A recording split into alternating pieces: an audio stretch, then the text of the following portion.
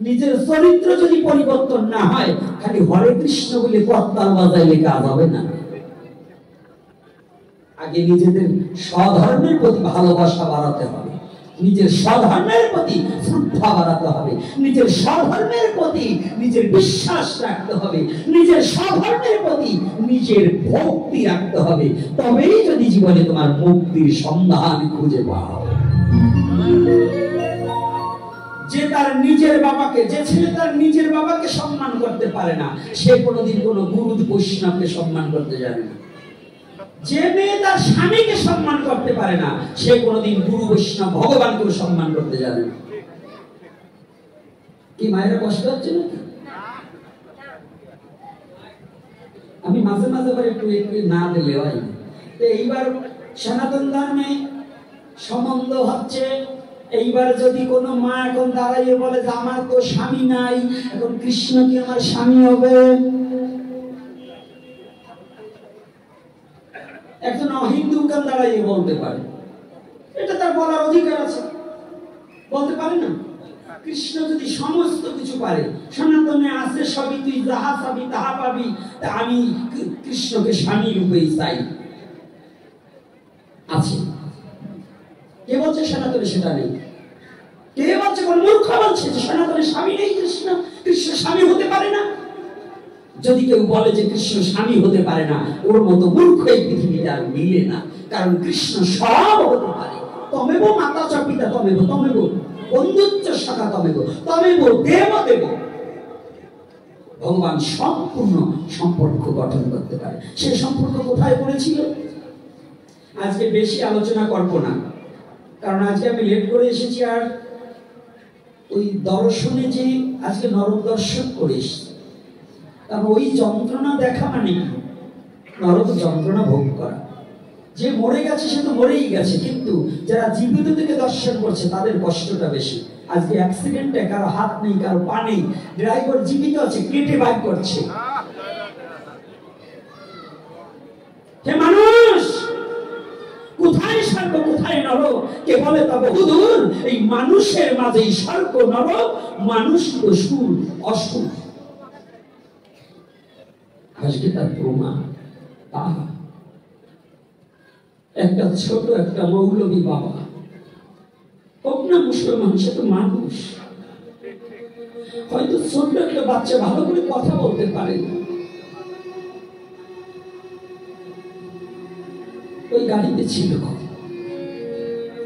আমার এই ছেলেটা বলতেছে, বাবা সবচেয়ে কষ্টকর বিষয় ওই বাচ্চাটা, ওর বাবা মৃত্যু সজ্জায়, ও কান্নাও করছে না, শুধু বসে আছে। ওর বাবা যে মরে যাচ্ছে, ও বুঝতে পারছে না যে বাবা মরে যাচ্ছে।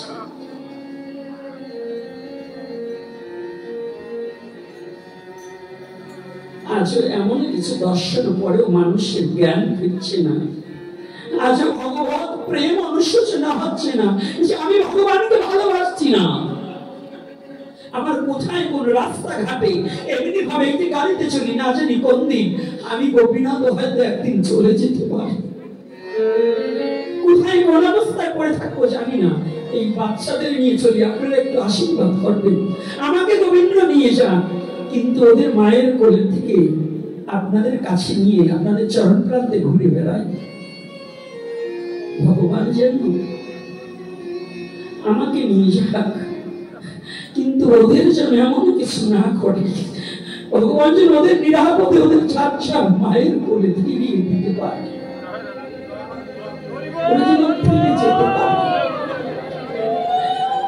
বাবাকে শুনিয়ে রেখেছে ভ্যানি, বাচ্চাটা চুপ করে বসে আছে। গ্রামের নামে জানি না, বাড়ির নামে জানি না, কিচ্ছু বলতে পারি জানি না। হিন্দু মুসলমান বৌদ্ধ খ্রিস্টান না, তো মানুষ। মৃত্যু যে কত বড় যন্ত্রণাদায়ক, কত বড় বেদনাদায়ক আজ সচক্ষে দর্শন করেছি। একটু কথা বলছে, একটু কিচ্ছু নেই, কেটে কেটে বের করছে, হাত কেটে বের করছে, পা কেটে বের করছে। ভগবান আমার সব রেখেছে, এতেও আমার জ্ঞান হচ্ছে না যে আমার এই দেহখানা আমার নয়, আমার ভগবানের চরণে দিয়ে দেওয়া উচিত। এই দেহখানা রক্ষার মালিক আমার গোবিন্দ।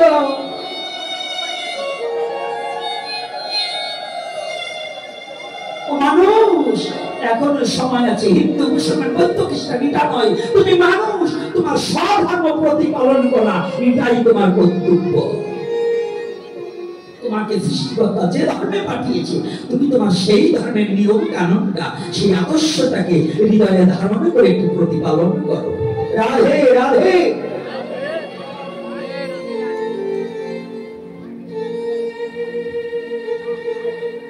এজন্য বলছি কখন কোথায় চলে যাবো জানি না, তথাপিও আপনাদেরকে জানালাম দুঃখটা।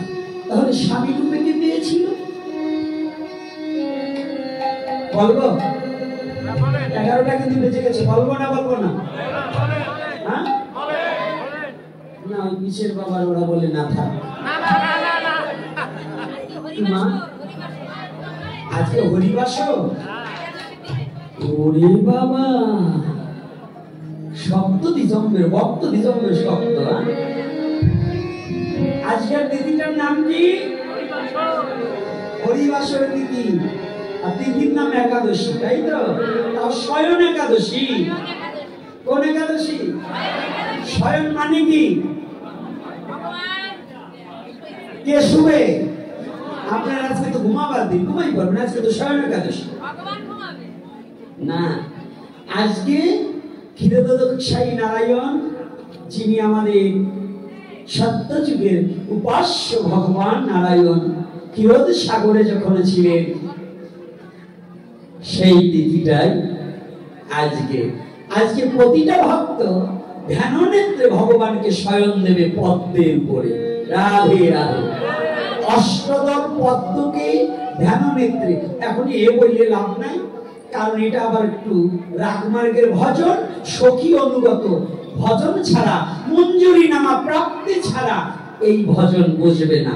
এই মঞ্জুরি নামা যারা প্রাপ্তি হয়েছে, অষ্টদল পদ্ম নির্মাণ করে আজকে ধ্যান নেত্রে ভগবান নারায়ণকে শুইয়ে দিয়ে আজকে ভগবানের প্রতিচ্ছবি দর্শন করার সেই তিথি, সেই রজনী আজকে ঘুমিয়ে কাটাবার রজনী নয়।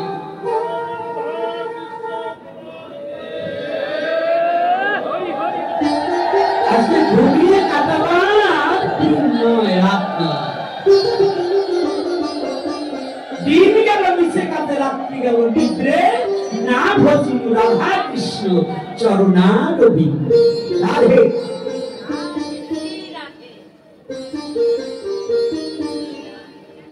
আজকে আমার আলোচনা করতে খুব ইচ্ছা যাচ্ছে। গতকালের দিকে গিয়েছিলাম, আমি আলোচনা করে একটু শান্তি পাই।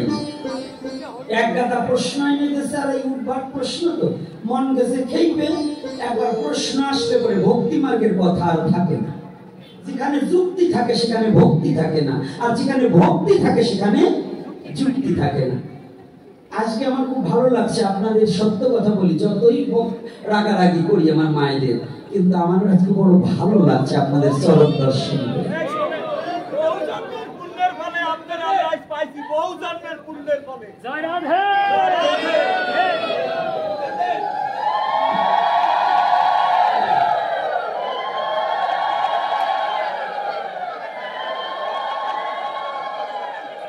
তাহলে আজকে শয়ন একাদশীতে যারা যারা সদ্গুরুর চরণ আশ্রয় করেছেন, গুরু আশ্রয় করলেই হবে না, সদ্গুরুর প্রয়োজন আছে।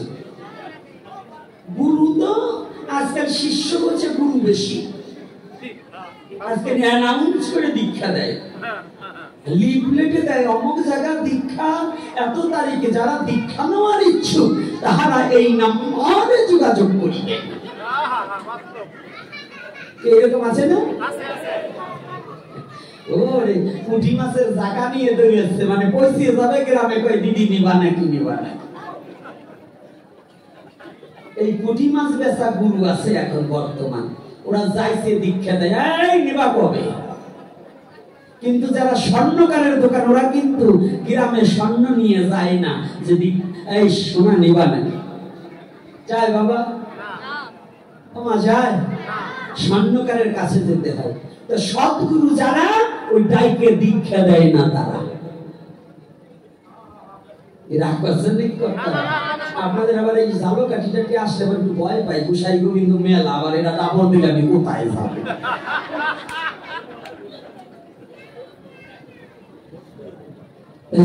রাধে রাধে। মাঝে মাঝে আনন্দ সৃষ্টি করতে হয়, খালি কান্নাকাটির কথা বললে তো হবে না। আনন্দম গোবিন্দম, যার আনন্দ নাই তার গোবিন্দ নাই। কথাই কেন দুই প্রকারের লোকে বুঝবেন, যারা ভজনের দেশে তাদের আনন্দ না থাকলে গোবিন্দ থাকবে না, আর যারা কামুক ওদের আনন্দ না থাকলে গোবিন্দ থাকবে না।